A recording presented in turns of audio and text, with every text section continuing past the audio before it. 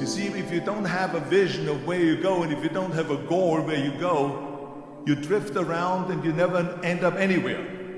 It's like you can have the best ship in the world, you can have the best airplane in the world. If the pilot or the captain doesn't know where to go, it would just drift around. It would not end up anywhere, or most likely in the wrong place. So I was very fortunate that I stumbled onto my vision. I mean, as you know, I was born in 1947 in Austria after the Second World War. And I didn't really like Austria when I grew up. I couldn't wait to get out of there. I couldn't see myself becoming a farmer or a worker in a factory or anything like that. Even though my parents wanted me to stay there and have a normal life. My father wanted me to become a police officer like he was. My mother wanted me just to stay there and marry a girl with the name of Heidi, hopefully,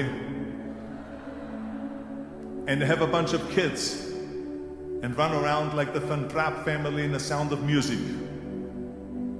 But that was their vision, not mine. My vision was totally different. I felt that I was born for something special, for something unique, for something big. So I was searching. You know how great it felt that I knew where I was going? Imagine the majority of people don't know where they're going. I knew where I was going, that I'm going to become this bodybuilding champion. So it was just a question of how do you do it? I was so relieved, because when you have a goal, when you have a vision, everything becomes easy. So I knew where to go. So people always ask me, when they saw me in the gym in the pumping iron days, they said, why is it that you're working out so hard? 5 hours a day, 6 hours a day, and you have always a smile on your face. The others are working out just as hard as you do, and they look sour in the face. Why is that? And I told people all the time, I said, because to me, I'm shooting for a goal. In front of me is the Mr. Universe title.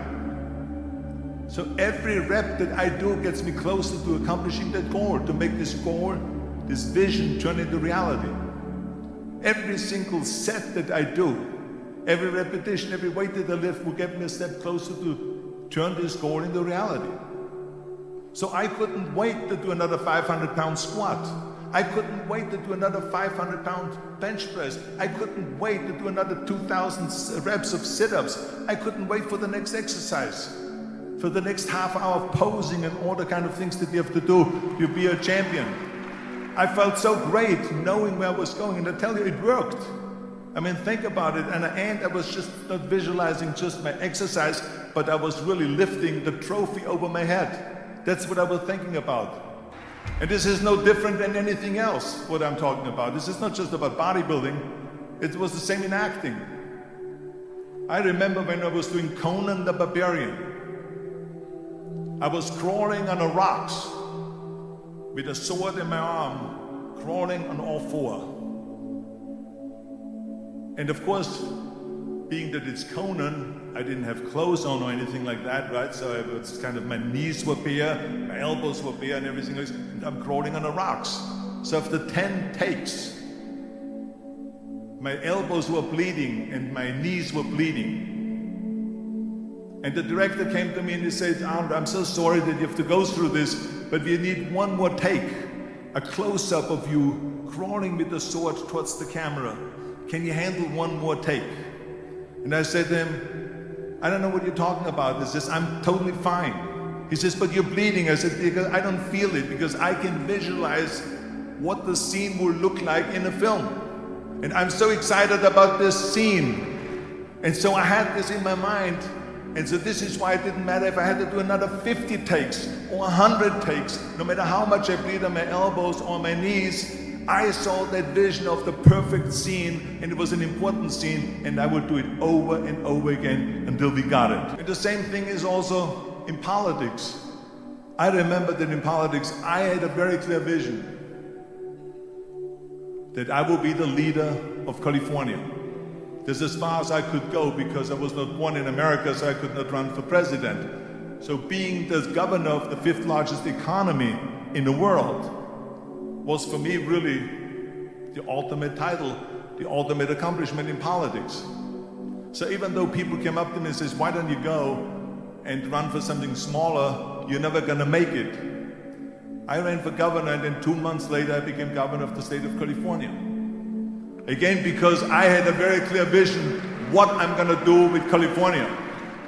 So let me tell you something, visualizing your goal and going after it makes it fun. You've got to have a purpose no matter what you do in life. You've got to have a purpose. Don't listen to the naysayers. Everything I ever did, the thing that I heard out of people's mouth was, that's impossible. That can't be done. Or no. I remember when I wanted to be a bodybuilding champion, including my parents and everyone else around me, said this is impossible. Why don't you become a ski champion? That's what they do in Austria. Or a bicycle champion, they do some track and field. You can't be a bodybuilding champion. That is exactly what I heard, and of course I proved to the people that it can't be done. So whenever someone said to me, it can't be done, I heard, it can be done. When they said no, I heard yes. And when they said it's impossible, I heard it is possible. Because I am a strong believer. I'm a strong believer of what Nelson Mandela said. That everything is always impossible until someone does it. Well, I'm going to be the one, I said to myself, I'm going to do it and I'm going to show it to them. Maybe it has never been done before. That's perfectly fine with me. But I'm going to do it. And I did not listen to the naysayers. Can you imagine I was now a bodybuilder, I weighed 250 pounds, I was Mr. Olympia 6 times, I was Mr. Universe 5 times, and Mr. World and Mr. International. I won 13 World Bodybuilding Championships altogether. And now I said to the agent, the Hollywood agent, I want to get into movies. He said, that's funny, Arnold. I asked a studio executive, I say, I want to get into movies. I want to be a leading man. He started laughing. So they all say it's impossible. I said, why is it impossible? He says, because look at how big you are. You weigh 250 pounds. Hercules bodies and muscular bodies weighing 20 years ago. 20 years ago they did Magista and they did all this Samson movies and Hercules movies and stuff like that, but not anymore. Arnold, this is the 70s. So therefore forget about it.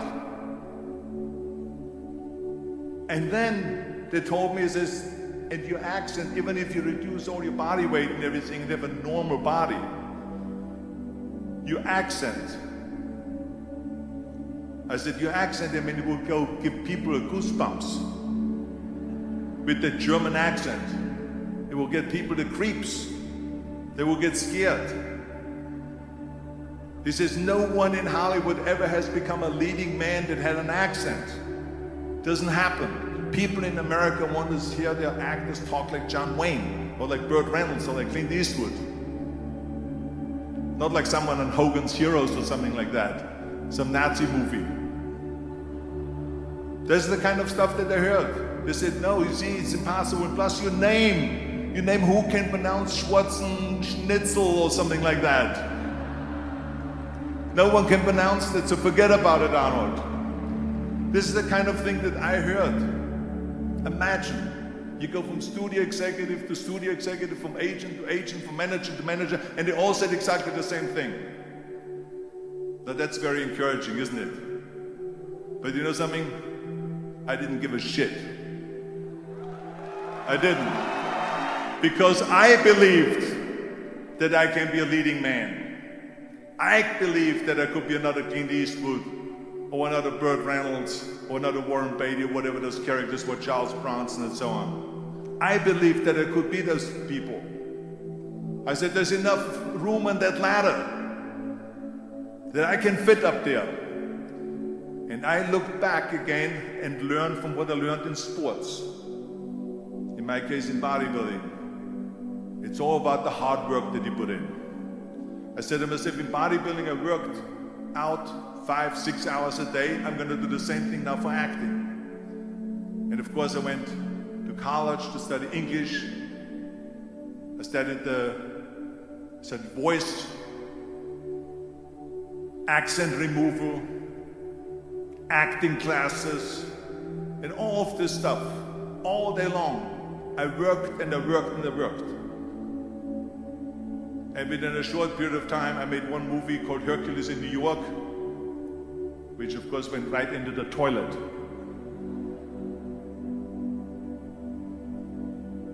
But it didn't discourage me. I still had the same vision. And then all of a sudden I did Streets of San Francisco. I did Stay Hungry and Pumping Iron and The Villain. And then all of a sudden I was asked by Dino De Laurentiis and by Universal Studio, biggest studio, to star in Conan the Barbarian. And after I did Conan the Barbarian, the director at the press conference said to the press, the director was John Milius. He said to the press, if we wouldn't have had Arnold, we would have had to build one. So think about that. The very body that they said can never be sold because the time is wrong. A few years later, I'm doing Conan the Barbarian, and it was the #1 hit at the box office when it came out in the summer of '82. Think about that. And the director says, if we wouldn't have had his body, we would have had to build one. So all of a sudden, my body became an asset, not a liability. And the same thing was with Terminator. After we were finished filming Terminator, Jim Cameron said to the press, if Arnold wouldn't have had that accent and talked like a machine, I think the movie wouldn't have worked. So think about that. The body and the accent that they attacked was an asset. But I didn't listen to those losers. I didn't listen to them at all. Because that's exactly the way it was in politics again, when everyone said no, no, no, and it can't be done. And I became governor of California, and this is with everything like that.